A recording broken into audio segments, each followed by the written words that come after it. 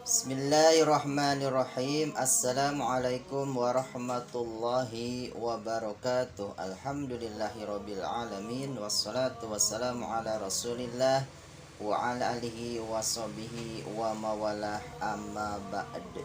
Ya, bagaimana kabarnya anak-anakku yang dirahmati Allah Subhanahu wa taala? Mudah-mudahan kalian dan keluarga senantiasa berada dalam lindungan Allah Subhanahu wa taala. Ya, baiklah anak-anakku yang soleh dan soleha, kita berjumpa kembali di mata pelajaran tematik kelas 4. Ya, sekarang kita masih membahas di tema 8, yaitu tentang daerah tempat tinggalku. Nah, sekarang kita sudah masuk ke subtema yang kedua, yaitu kita akan membahas tentang keunikan daerah tempat tinggalku. Dan sekarang kita masuk ke pembelajaran yang ke-1. Ya, namun sebelum kita masuk ke pembelajaran yang lebih jauh, ya alangkah baiknya mari kita sama-sama berdoa, kita sama-sama memohon Subhanahu wa taala agar pembelajaran kita mendapatkan keberkahan dan mendapatkan ilmu yang bermanfaat. Berdoa mulai, Rabbi zidni ilman nafi'an warzuqni fahman wasi'an. Ya Allah, tambahkanlah ilmu yang bermanfaat untukku dan luaskanlah pemahamanku. Amin ya rabbal alamin. Ya, baiklah anak-anakku yang dirahmati Allah Subhanahu wa taala. Di pembelajaran yang ke-1 ini, ya hari ini kita akan belajar dua muatan pelajaran, yaitu ada muatan pelajaran bahasa Indonesia. Di sini kita akan mengidentifikasi tokoh-tokoh dalam cerita rakyat. Kemudian yang kedua ada muatan pelajaran IPA, yaitu kita akan menjelaskan hubungan gaya gerak pada peristiwa di lingkungan sekitar. Kita akan menjelaskan hubungan gaya dengan gerak pada peristiwa di lingkungan sekitar. Ya, adapun sikap yang akan kita kembangkan adalah yang pertama yaitu percaya diri dan yang kedua adalah kerjasama. Ya, baiklah untuk mengefektifkan waktu mari kita sama-sama bahas satu persatu. Ya, baiklah anakku yang dirahmati Allah Subhanahu wa taala, ya perlu kalian ketahui bahwasanya setiap daerah memiliki keunikan. Misalnya Magelang dengan Candi Borobudurnya dan Bandung dengan wisata Tangkuban Perahunya.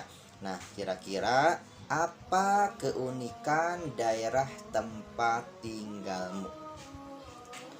Ya, baiklah anak-anakku yang dirahmati Allah Subhanahu wa taala, apakah di antara kalian ada yang berasal dari daerah Sumatera Barat? Ya, daerah Sumatera Barat memiliki keunikan tersendiri. Ya, tahukah kalian apa saja keunikan yang berada di daerah Sumatera Barat? Sumatera Barat menyimpan begitu banyak daya tarik yang luar biasa. Keunikan Sumatera Barat membedakannya dengan daerah-daerah lain di Indonesia. Nah, berikut ini kita akan bahas beberapa hal menarik yang dapat kita temukan di Sumatera Barat. Ya, yang pertama adalah yaitu ada jam gadang. Jam gadang terletak di jantung kota Bukit Tinggi. Jam gadang memiliki mesin yang sama dengan Big Ben di Inggris. Jam gadang menjadi ikon kota yang menarik untuk dikunjungi. Ya, penulisan angka pada jam juga menggunakan huruf Romawi. Ya, uniknya lagi angka 4 ditulis dengan huruf 1 dengan berjejer, ya, bukan dengan bukan dengan angka 4 sebagaimana umumnya penulisan angka Romawi. Ya, kemudian yang kedua yaitu ada jembatan akar. Ya, jembatan akar atau yang dikenal juga dengan nama titian aka, ya, dalam bahasa Minang. Ini usianya mencapai lebih dari 100 tahun. Ya, berasal dari akar dua pepohonan yang dijalin menjadi sebuah jembatan yang menghubungkan desa Pulut-Pulut dan desa Lubuk Silau. Jembatan dari akar ini dibuat oleh seorang ulama bernama Pakiyah Sokan di tahun 1890 sehingga murid-murid bisa menyeberang ke desa Pulut-Pulut untuk belajar agama Islam. Itulah beberapa hal yang menarik yang dapat kita temukan di daerah Sumatera Barat. Ya, baiklah anakku yang dirahmati Allah Subhanahu wa taala, ya selain hal menarik yang kedua tadi di atas, ya di sini juga ada bacaan yang menarik yang berasal dari daerah Sumatera Barat yang berjudul Malin Kundang. Ya, silakan kalian baca teks yang berjudul Malin Kundang yang ada di buku kalian, yaitu ada di halaman 39 dan 40. Silahkan dibaca dengan seksama ya dari awal hingga akhir, paragraf per paragraf, kalimat per kalimat, ya dibaca dari awal hingga akhir yang ada di halaman 39 dan 40. Ya, setelah kalian membaca teks tersebut, nah sekarang waktunya kita mengerjakan tugas. Ya, tugasnya ada di halaman 40. Ya, mari kita sama-sama bahas satu persatu tugasnya. Ya, di sini kita akan lihat ya ada 5 pertanyaan. Yang pertama, siapakah tokoh utama dalam cerita rakyat tersebut? Ya, jawabannya di sini itu Malin Kundang dan ibunya. Kemudian pertanyaan yang kedua, bagaimanakah sifat para tokoh tersebut? Ya, kita akan jawab yaitu Malin Kundang seorang yang sombong dan durhaka, sedangkan ibunya orang yang sabar dan penyayang. Kemudian pertanyaan ketiga, apa pesan moral yang terdapat dalam cerita rakyat di atas?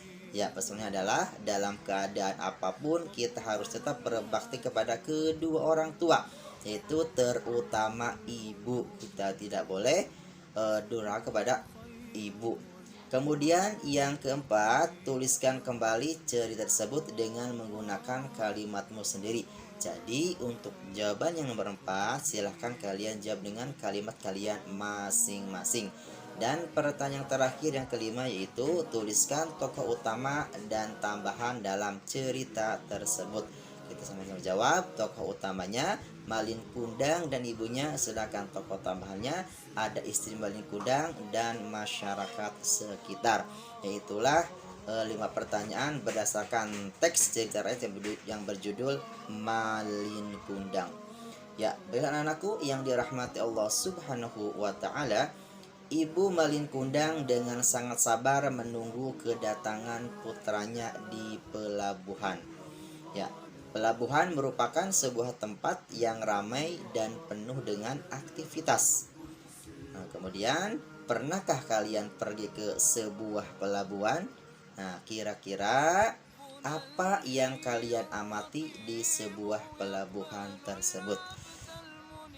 Ya, bagi anakku yang dirahmati Allah Subhanahu wa taala, ya kegiatan yang dapat kalian amati di pelabuhan adalah kegiatan bongkar muat. Ya, kegiatan bongkar muat adalah kegiatan memindahkan barang dari dan menuju kapal. Ya, setelah proses bongkar muat, biasanya barang-barang perlu diangkut untuk disimpan di gudang. Nah, sekarang kita akan membahas itu di sini. Kita akan menjelaskan hubungan gaya dengan gerak pada peristiwa di lingkungan sekitar. Nah, di sini ada 2 pertanyaan. Apakah kalian masih ingat pengertian gaya? Kemudian ada masih pertanyaan juga, apakah gambar berikut termasuk melakukan gaya? Nah, perhatikan 2 gambar berikut. Ya, apakah gambar berikut termasuk melakukan gaya? Sekarang kita akan bahas satu persatu. Ya, masih kita akan bahas yaitu pengertian gaya. Ya, gaya adalah suatu tarikan atau dorongan yang dapat mempengaruhi keadaan suatu benda. Nah, di sini kita akan coba contohnya yaitu contoh gaya tarik. Ya, contoh gaya tarik itu misalnya orang yang menarik air dengan timba, atau sapi yang menarik pedati, dan lokomotif kereta menarik gerbong. Itulah beberapa contoh gaya tarik. Ya, kemudian yang kedua kita akan lihat yaitu contoh gaya dorong. Ya, di atas masih pengertian gaya. Ya, itu gaya adalah suatu tarikan atau dorongan yang dapat mempengaruhi keadaan suatu benda. Sekarang kita akan lihat contoh kedua, itu adalah contoh dari gaya dorong. Ya, di sini ada beberapa contoh gaya dorong, itu contohnya orang yang mendorong mobil yang mogok, kemudian ada juga orang yang mendorong lemari, atau petugas kebersihan yang mendorong gerobak sampah. Itu beberapa contoh dari gaya dorong. Nah, sekarang kita akan coba bahas atau lihat itu pengaruh gaya terhadap gerak benda. Kira-kira apa pengaruhnya gaya terhadap gerak benda? Di sini ada 4 pengaruh gaya terhadap gerak benda. Yang pertama, bahwasanya gaya dapat mempengaruhi benda diam menjadi bergerak. Kemudian yang kedua, gaya dapat mempengaruhi benda bergerak menjadi diam. Kemudian yang ketiga, gaya dapat mempengaruhi benda bergerak lebih cepat atau lebih lambat. Dan yang keempat, yaitu gaya dapat mempengaruhi arah gerak suatu benda. Adapun penjelasannya kita akan bahas di pembelajaran yang kedua.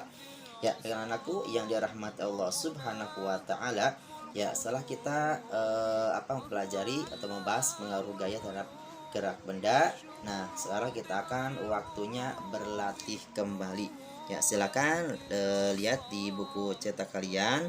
Untuk latihan ada di halaman 43. Ya, ada di halaman 43 dan 44.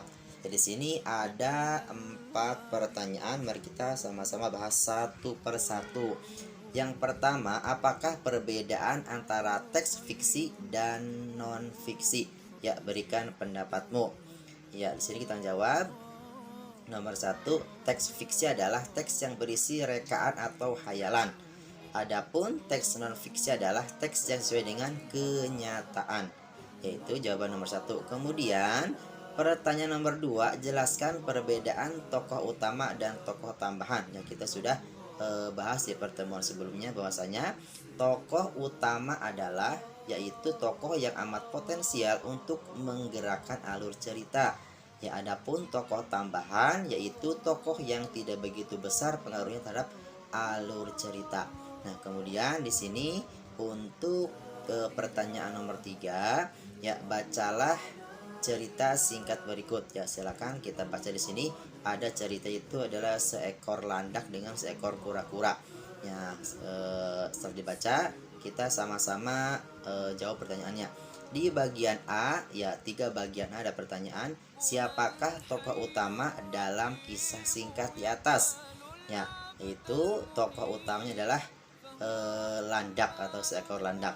Kemudian yang kedua, yang 3 bagian B, jelaskan karakteristik tokoh tersebut, yaitu berhati baik. Nah, kemudian pertanyaan yang terakhir nomor 4, apa itu gaya dan apa saja pengaruhnya terhadap gerak benda? Jadi untuk nomor 4 kita jawab dulu pengertian gaya. Ya, gaya adalah suatu tarikan atau dorongan yang dapat mempengaruhi keadaan suatu benda. Kemudian apa saja pengaruhnya terhadap gerak benda? Kita akan jawab di sini ya.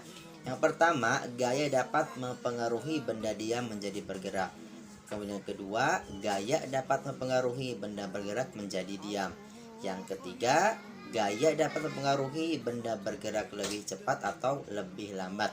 Dan yang keempat, gaya dapat mempengaruhi arah gerak suatu benda. Itulah jawaban dari latihan di halaman 43 dan 44. Ya, baiklah anakku yang dirahmati Allah Subhanahu wa taala. Ya, mungkin itu saja di pertemuan kali ini. Ya, semoga bermanfaat.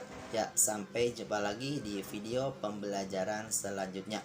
Ya, mudah-mudahan kalian dapat mengambil faidah dan pelajaran dari apa yang telah tadi Ustadz sampaikan.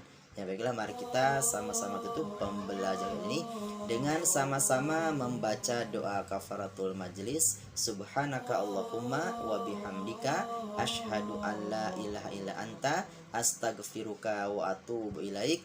Barakallahu fikum. Wassalamualaikum warahmatullahi wabarakatuh.